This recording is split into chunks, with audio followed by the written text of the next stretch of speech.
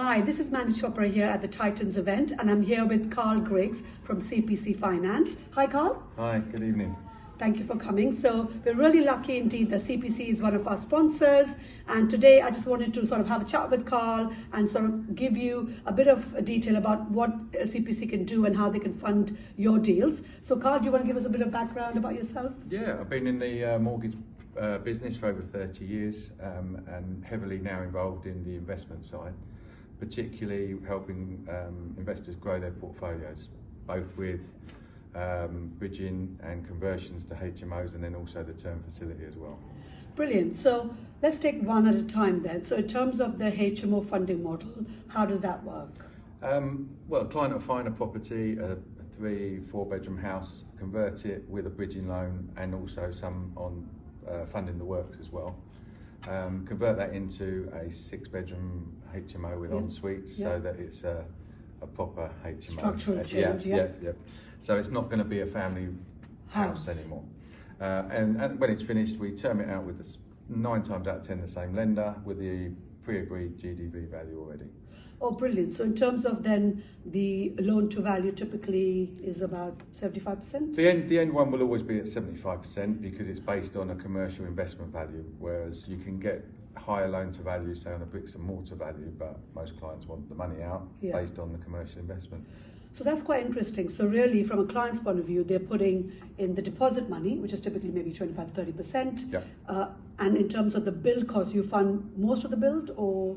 We can build it, fund it, depending on what the GDV value is. If there's enough in it and it will pay everything off, they will fund the full works. Full works. But we have got another product launching soon as well, which is 85% of the purchase price for heavy refurb as well. Right, so not necessarily HMO, could be just a refurb. Yeah, but so we've got it currently on light refurb, which is no structural alterations, but we can now do it going forward at 85% on heavy refurb, so that will be on HMOs as well. Okay, and then would that also potentially include some money for? That product at the moment doesn't. But obviously you have to put less in day one. So we have a number of different products that cater for different circumstances, but the most important thing is it's calculated based on the GDV. So that will determine which scheme it's on day one.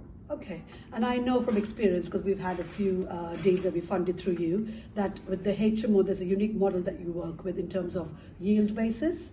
Yes. Could you expand a little bit on that, please? Yeah, it's a yield-based calculation based on the average yield in the area for roomlets.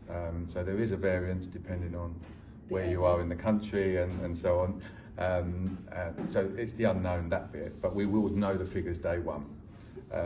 All I can say is do the research on the area that you are looking to invest in, and there will be an average yield-based figure which you can then calculate to come to the actual GDV figure. Brilliant. And in terms of the bridging loans, then what are your typical rates? Where the start was sort of range?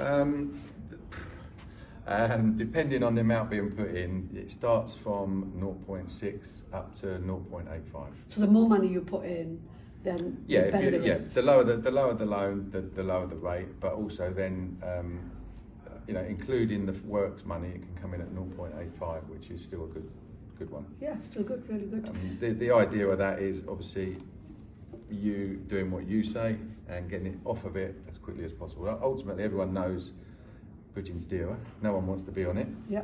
But it's a tool of the trade, a business step to get to the end goal. Especially if you don't have things like planning in place, it's a great thing to buy it, secure it, and then do all the paperwork after the end of it. Brilliant. So that was very interesting, actually. Have you got anything else that you would like to share with our listeners or viewers?